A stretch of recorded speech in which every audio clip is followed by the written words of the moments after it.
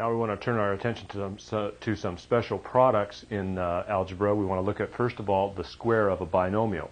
So here I have x plus 3 quantity squared. The most common mistake I see students make is to write this as x squared plus 9.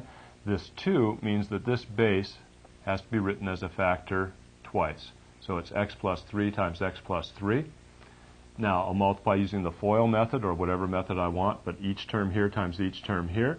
X times x, x squared. X times 3, 3x. 3 times x, 3x. And 3 times 3, 9.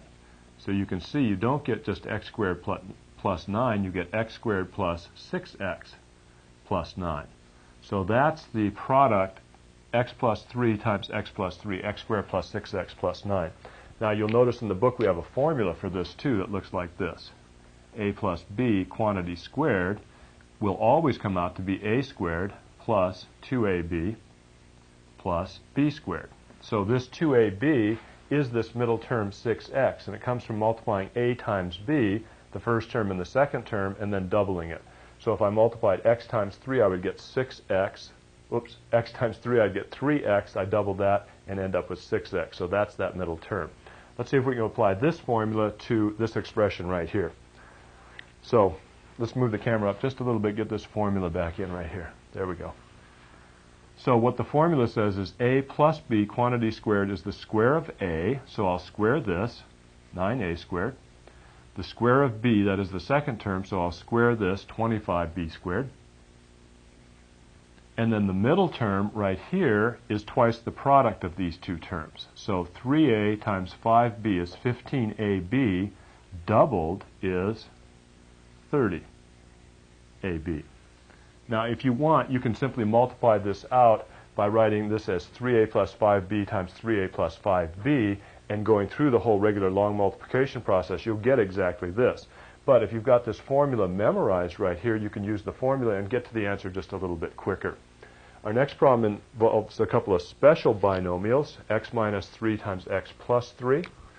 If I multiply x times x, I get x squared. X times 3, I get 3x.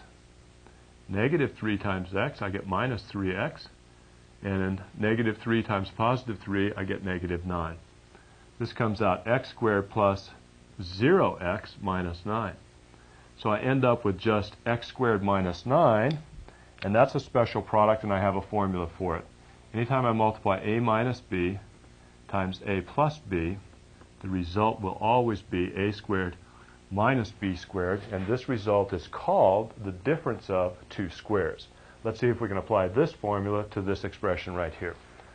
6 minus 7x times 6 plus 7x right here, so I see that this binomial times this binomial has this form to it. So since it has that form, I can just simply write the answer as 6 squared, which is 36, minus 7x quantity squared, which is 49x squared. So products in this form right here always result in the difference of two squares.